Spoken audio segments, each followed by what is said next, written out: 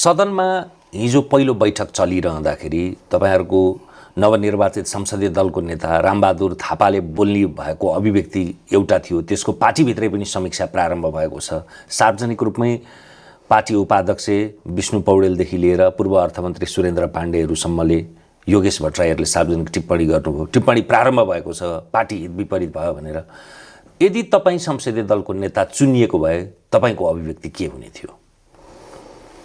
मैले सबभन्दा सुरुमा जनतालाई नै सम्बोधन गर्थे। म उहाँलाई धन्यवाद व्यक्त गर्थे जुन अवस्थामा हामीलाई जिताएर पठाउनु भएको छ।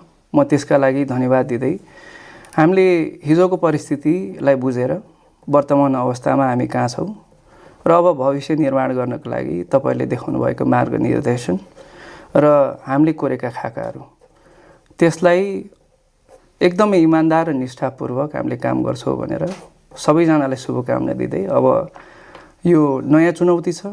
नयाँ चुनौतीलाई समाधान गर्नको लागि हामी सबैले हातेमालो गर्नुपर्छ, संवाद गर्नुपर्छ, सहकार्य गर्नुपर्छ। त्यसलाई संयम हिसाबले गर्नुपर्छ भन्दै मैले सम्बोधन गर्थे। सबैलाई धन्यवाद दिँदै